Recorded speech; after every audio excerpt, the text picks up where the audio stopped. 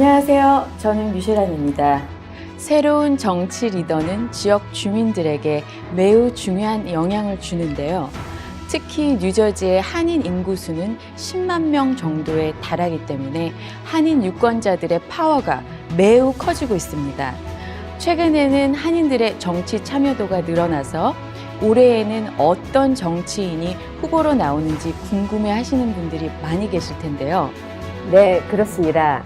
무엇보다 우리 한인 유권자들은 앞으로 국가와 지역사회에 큰 영향을 미칠 중요한 문제들에 대해 궁금해하시고 있습니다.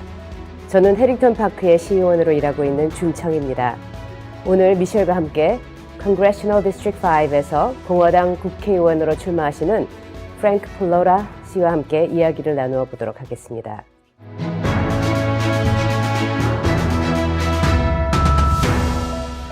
Well, thank you for being here with us, Mr. Pallotta. It is a great honor to meet you here today. Thank you so much for having me. Okay, so Mr. Pallotta, could you introduce yourself to our Korean American viewers? Sure, absolutely. Great to be here. Thank you again. My name is Frank Pallotta. I grew up in New York, spent 30 years in New York. Grew up to a middle-class family in Queens, New York, lived in Flushing for a while before I moved to New Jersey about 31 years ago. Met my wife. We got married here in New Jersey. I raised my two sons here in New Jersey. They're both grown, out of college and out. I spent my career in the private sector. I worked on Wall Street for a number of years before I owned my own small business where I helped people who were struggling through the financial crisis. And through that is where I found politics. I like helping people. I like working with people to help find solutions. So that's a real quick story of who I am. Great to hear that. Mr. Pallotta, this is your second time running for the 5th Congressional District and a rematch with Josh Gottheimer. Would you explain what sets you apart from Josh Gottheimer? Sure. Well, as I said earlier, I grew up in the private sector. I grew up helping people. I grew up in an industry where you have to serve your customers, you have to serve your clients, you have to serve your shareholders. So I was always in a business where I was held accountable. I had to come up with solutions when there were problems. Josh Gottheimer didn't grow up that way. He grew up, he was a speechwriter for the Clintons. He's been in politics. He's been in government his entire life, including now.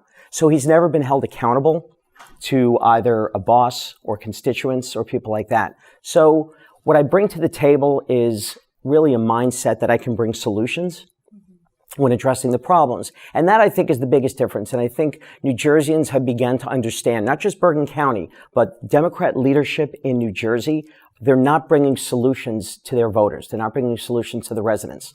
We have a job market that lags the entire country. The growth in business lags the entire country. What I bring to the table is practical, real-world experience. I think that's the biggest difference between Josh Gottheimer and myself.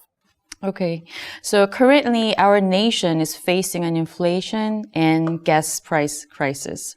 How do you plan to address this issue if you're elected? Well, we have a national issue and we have obviously an issue in New Jersey here. The national issue, I think in terms of inflation with this gas crisis, immediately after this president, this Democrat leadership took over, we became energy dependent. After 43 years, we were energy independent under the prior administration. Once you become energy dependent, the rest of the world recognizes that you now take a back seat from an energy independent standpoint. So naturally, we saw the price of oil rise. When the price of oil rises, you also see the price of gasoline rise. We also didn't have economic policies in place that helped empower the people. We came out of a crisis, the pandemic, and I think it took New Jersey certainly too long before the governor and the Democrat leadership empowered the people to get back to work. So now you have a situation where prices are going up, people aren't working. So now that's basically the definition of inflation, when you have too many dollars chasing too few goods. So what we would look to do is empower the people again. We would look for tax incentives that the Democrats have not been able to provide to get people back to work. We'd put work incentives together. And I think I would look to work with my congressional leadership to make us energy independent again. We have the ability to do it. We have the ability to create clean energy. And I think we should also look at all the other energy alternatives. We should look at wind. We should look at solar. But we should also look at what we do. We have clean coal, and we also have the ability to have natural gas as a form. So I think when you begin to solve for energy independence, putting people back to work, and putting money back in the consumer's pockets, you start to see that change. So that's what I would look to do. Well, Mr. Pallotta, there has been a spike in reported hate crimes, which have been on the rise for the last 3 years. Hate against the AAPI communities especially has risen during the COVID-19 pandemic. Yet, data indicates that many incidents are not reported due to fears from the victims. Right. Do you have any plans to help Korean American residents of the country? And would you also explain how the nation ought to address these hate crimes? Sure. Well, look, hate crimes is something we have to look at all the time. There's hate crimes across both color and religious barriers, and they have to be addressed. I think there are two things that the current administration has done that's put not just the Asian community, but the entire voting population at risk. We've got a situation with bail reform that has to be addressed. The recidivism rate where criminals come back and commit the same crimes, it's about 32 or 33% in the New Jersey area. That's a problem. When you have bail reform that puts criminals back on the street quicker than they normally would, and sometimes quicker than even the paperwork is being processed for the crime that they committed, you put yourself in a position of not only there being a high recidivism rate, but you see the acceleration of these hate crimes, of crimes in general. So I think we need to look at bail reform. We need to begin to not just empower the police, but empower the voters to understand that we want to support the police. We as the voters want to support the police, but we need to make sure that the police are working for us. And the police have also felt based on, look, I'll tell you, Josh Gottheimer was behind the defund the police plan. Josh Gottheimer co-sponsored H.R. 7120, which was the defund the police bill. And that took a lot of police officers, not just off the streets, but it took a lot of people who wanted to become police officers to say, I don't know if I want to do that. So when you begin to cull the pool of good people who could be police officers, that empowers the criminal. So now the criminal is in a position where they know they're not going to serve time. They know they're going to be out on the street the same day. The police are not empowered to do what they have to do. And who suffers? The residents. And that's what I think we really need to look at here. We need to make sure that we're putting bail reform in place and policies in place that empower us. They don't empower the police just only. They don't empower legislators only. They empower people like us to ensure that we're safe and that we understand that we're safe. And when when criminals are released early, that's why you have these reporting rates being so low. Because the fear may be, if they're going to be out by the time the sun goes down after committing a crime, and they know that they're the person that either turned them in or they said something or they opened their mouth about it, then they should be fearful. So I think we need to begin to look at policing and reform policies in a way that protect the police, but mostly protect our residents. Thank you for the explanation. And another question that I have is within the Korean American community, there are a significant number of DACA recipients.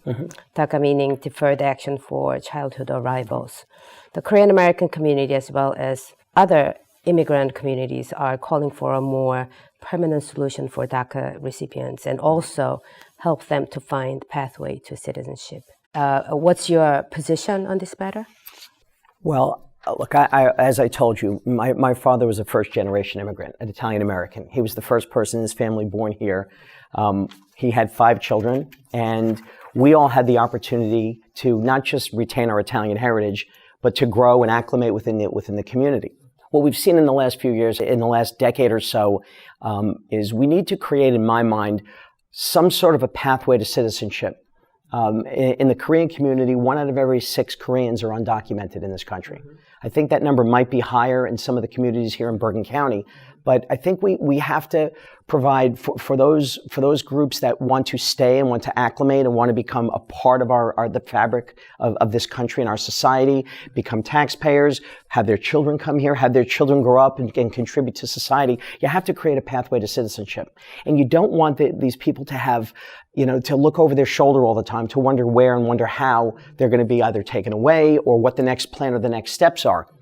So I'm a big fan of making sure that we create a pathway to citizenship. It's got to be fair. It has to be in a way where people they come in, there's a process that everybody knows, a process that's transparent. And I think there does need to be work on creating, again, that path to citizenship with the Korean Americans who've come to this country or parents came to the country, brought their children over, have put them through the school system. Some of them have, tremendous jobs where they employ multiple people. So they don't just contribute to the tax base, they contribute to the fabric of either the district or the town and the country. So as a country, I think we need to really sit down, both Democrats and Republicans, and put pencil to paper on how we can give the Korean community and the other immigrant communities comfort that we're working to bring them in, but we're doing it in a way that's fair and transparent to everyone else. Yes, DACA is one of those issues that should be bipartisan effort. And I'm so glad to hear that your commitment towards finding a pathway for these young people who are productive citizens. Yeah. And also they have a lot to offer to this nation. And I really do believe the sins of the parents should never be transferred to the sins of the children. And the children should never have to pay for that.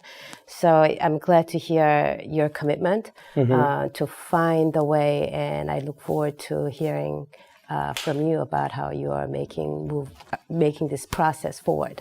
Yeah, no, and it's important also to understand that Congressional District 5, which is where I'm running, we've seen a tremendous increase, not just through population growth, but through redistricting.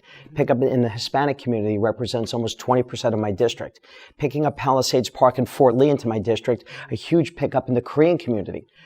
Hardworking, productive groups that if we don't embrace them, they leave. And we don't want that to happen. We want the economy, we want the state, we want our culture to continue to grow. And we need to grow it in areas where we understand that you're bringing a culture to this country and comfortable that, look, as I said, my father was an Italian American. He came over here. I enjoyed the fruits of my family's labors. But we need to make sure that we pass those on to other people who want to come over as well. Yes, I hope that as a nation we can find a solution that's more permanent for DACA recipients. I'm sure they will. From both an economic and a cultural standpoint, the country's moving there. But you said something key. If it's not a bipartisan effort, it won't pass. And I think you need to bring people to the table who understand how important it is to begin to integrate all the communities, and that's how we would work this. Glad to hear that. Thank you. Okay, so Frank, last question. What do you want to say to our Korean viewers and promise to them? Well, look, first I want to thank you both again for having me here and everyone here in the studio. I think what I want to say to the Korean community, as your population begins to grow, and we talked about it earlier, we don't just want to make you part of the fabric of the community. I think in government, we need to see an increase in Hispanic participation and Korean population. I think that legislating in an area, you need to have people on both sides, not just both sides of the aisle, but both constituents as well as those legislators who represent the people you serve. So I would look to make sure that everyone who's coming into our district is represented in the legislature. So I would work exceedingly hard with the Korean American community to make sure not just there's representation, but that you have a voice. My family had a voice as Italian Americans, and that's why I enjoy the life that I did, and my boys enjoy the life that they do. So I would make sure that the Korean American community is part of the fabric of this and part of government, part of the government that's coming through. Mr. Pallotta, thank you so much for spending time with us and sharing your thoughts. It was very eye-opening for all of us, and we are very grateful for your presence here. Thank you. Thank you so much for having me. 오늘 저희와 함께 자리해 주신 프랭크 폴라라 후보께 진심으로 감사를 드립니다. 여러분 모두 무더운 여름 건강하고 행복하게 보내시길 바랍니다. 감사합니다. 감사합니다.